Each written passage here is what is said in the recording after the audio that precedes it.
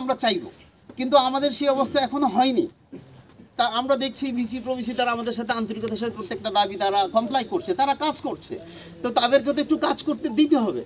তো কাজ করা পর্যন্ত তাদের এতটুকু ধৈর্য ধরার জন্য আমরা ছাত্রদেরকে, সমস্ত সাধারণ ছাত্রকে উদাত্ত আহ্বান জানাচ্ছি, কিন্তু বিশৃঙ্খলা না করে তারা যেন আমাদের আবাসিক, যেখানে আমরা ফ্যামিলি পরিবার পরিজন নিয়ে থাকি, সেখানে যেন তারা না আসে।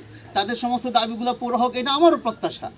তো এই জন্য আপনারা সাংবাদিক ভাইদেরকেও আমরা অনুরোধ করব, আপনারা সবাইকে শান্ত থাকার জন্য বলুন, ছাত্রদেরকেও শান্ত থাকার জন্য বলুন, দাবিগুলো পুরো করার জন্য আমাদেরকে সময় দিন। প্রশাসন যদি সেই দাবির সাথে একমত না হয়, আমরা প্রশাসনের বিরুদ্ধে, আমরা শিক্ষকরাই লাগবো।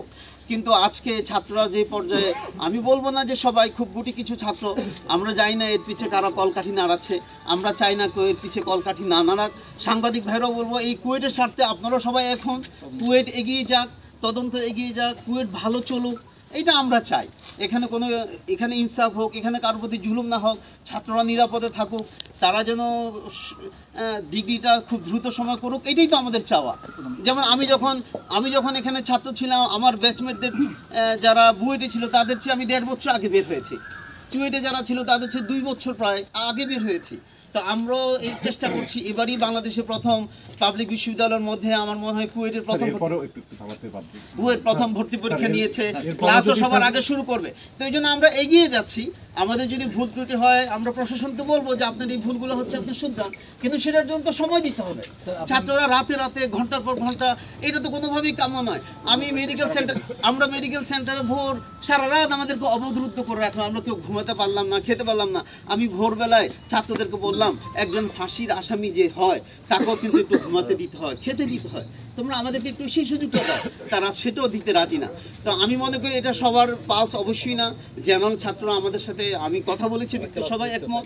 তো এই জন্য তারা যে প্রধান উপদেষ্টা পর্যন্ত দাবি দিয়েছে, আমরাও তাতে তো বিশৃঙ্খলা করছি না, আমরা তাদেরকে বিরুদ্ধে যাচ্ছি না।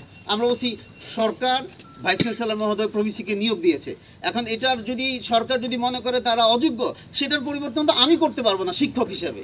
আমি তো প্রাণের দাবি হিসাবে কুয়েট এগিয়ে যাক, এটাই চাই। তো আমরা এখন এইটাই চাচ্ছি, আপনারাও সেভাবে সহযোগিতা করুন। স্যার, এখন যদি মনে করেন তারা তালা দেয়, সেক্ষেত্রে আপনারা আসলে কি করবেন? আমরা তো ওদেরকে বোঝানোর চেষ্টা করছি, তারা যেন আবাসিকে না আসে, এটা আমরা তাদেরকে বলছি। এবং আমি যতটুকু জেনেছি যে তারা তাদের দাবি সর্বোচ্চ পর্যায়ে পৌঁছে দিয়েছে, এবং বাকি ঘটনা আমি আর জানি না, তাদের আর আন্দোলন করার প্রয়োজন আছে কিনা। আমাদের প্রশাসনের লোকজন অক্লান্ত পরিশ্রম করে যাচ্ছে, আমাদের কাছে ভিসি মহোদয় সে আপডেট দিয়েছেন। প্রশাসন লোকজন যে কাজ করছে সেটা আমরা জানি। তো অতএব আমরা জানি যে খুব দ্রুত ছাত্ররাও সহযোগিতা করতে হবে। সবার সহযোগিতা হলে তদন্ত রিপোর্টে দ্রুত আসবে, প্রশাসন ব্যবস্থা হবে। আমরা যতটুকু জেনেছি, ওই দিন রাত্রেই সিন্ডিকেট, তো ওই দিন দুপুরেই বা দুপুরে আগেই ছিল সিন্ডিকেট, পরপরই ওই ব্যাপারগুলো স্যার আমরা কম বেশি যে জিনিসটা বলছিলেন, ওইটা যদি ওই বিষয়টা একটু ক্লিয়ার করেন। সিন্ডিকেটের সমস্ত সিদ্ধান্তগুলো, আপনাদের একজন শিক্ষক কেউ একজন বলছিলেন যে যদি আবার তালা মারা হয় তাহলে শিক্ষকরা সবাই পদত্যাগ করবে, আসলে এরকম কোনো বিষয় আছে? সিদ্ধান্ত হয়েছে সেটা আমরা বলেছি যে যখন ওরা আমাদেরকে অবরুদ্ধ করে রেখেছিল যে তারা ভিসির পদত্যাগ, তো আমরা বললাম যে ভিসির পদত্যাগ চাওয়ার আগে তো কিছু পরিবেশ তৈরি হতে হবে, যে ভিসির ব্যর্থতা হয়েছে। আমরা তো দেখছি শেষে দিন কাজ করে যাচ্ছে, বিশ্ববিদ্যালয় অনেক এগিয়ে যাচ্ছে, প্রত্যেকটা সেক্টরে শৃঙ্খলা ফিরে আসছে। হলে একসময় যে পরিবেশ ছিল, এখন অনেক ভালো পরিবেশ আছে, সব জায়গাতে আমরা ভালো রিপোর্ট পাচ্ছি। তাহলে তোমরা কেন ভিসির পদত্যাগ চাচ্ছ? ভিসি যদি ব্যর্থ হয়, সেটা তো আমরাও তোমাদের সাথে তখন একমত হব। তো আমরা তখন বলেছি, যদি তোমরা ভিসির পদত্যাগ চাও, ভিসি হওয়ার জন্য তো আমরা কেউ লালাইতো না, অন্তত এই কুয়েটের মতো জায়গা। হ্যাঁ, আমি নিজে বলেছি ব্যক্তিগত, আমাকে যদি কেউ 500 কোটি টাকা অফার করে, যত লোক আমাকে আসে, আমি বলবো যে আমি জীবনও ভিসি হতে চাই। ওই যে কথাটা তুলেছিলেন পিছন থেকে কোনো এক শিক্ষক, যে হচ্ছে কি তাহলে পদত্যাগ করবেন। হ্যাঁ, আমিও বলেছি যে তোমরা যদি এই অবস্থায় তৈরি করো যে ভিসিকে বা আমাদেরকে কাজ করতে না দাও, তাহলে আমরা কেন প্রশাসনে থাকবো? আমরা প্রয়োজনে পদত্যাগ করব।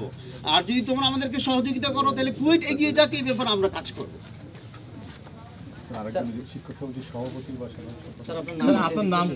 আমার নাম হচ্ছে, আমি আশরাফুল গনি ভূঁইয়া, আমি তড়িৎ ইলেকট্রনিক কৌশল বিভাগের একজন অধ্যাপক,